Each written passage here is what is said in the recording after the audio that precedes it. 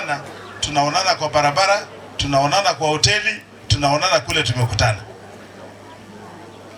Mfanyakazi wa kaunti ameongea hapa. Wacha mambo ya hospitali, ya barabara, ya nini. Hata wafanyakazi peke yake hawapati mshahara. Pata mshahara ni bahati ya Mungu. Mshahara ukipata ikikato ya benki, hata hiyo inakuliwa, haipeleki huko. Mfanyakazi anauzwa.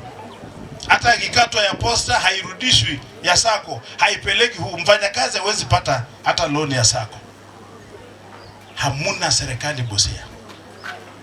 Sisi tuliweka Paul Otuoma kwa kiti, sisi wenyewe, na tukaambia Paul, make Busia better. Kimbiza, we have lost 10 years, make Busia better. Hai sisi hatukujua.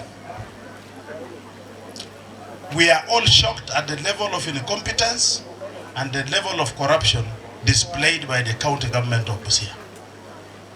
Na sisi tunaibu. Sisi watu ya Busia tunakopa matibabu Bungoma, tunakopa Kisumu, tunakopa Kakamega. Ile hali hizo county zinapata pesa kama sisi wa Busia.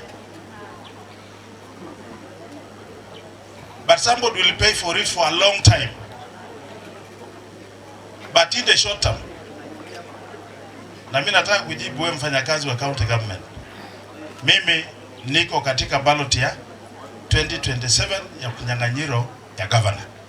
That is why hawa wanaendeza umbubi kila siku, Busia Ruto tapatie kuwa waziri, Ruto tapatie kuwa balozi, kwa sababu hii vita limeanza na nyinyi, imeshika moto and it is reversible. Sisi tutatengeneza serikali mwaka ujao tukiwa na nyinyi. Kwa hivyo chukua kura, chukua kipande, we have to redeem this county. Lazima tukomboe hii county, na njia ni moja, kupitia kwa kura yenu. Sitaki kusema mengi kupita hapo, kwa sababu hii mambo inajulikana na inaeleweka. Sisi tutapeana uongozi, nyinyi kura, tutabadilisha kaunti hii. Father, pole sana.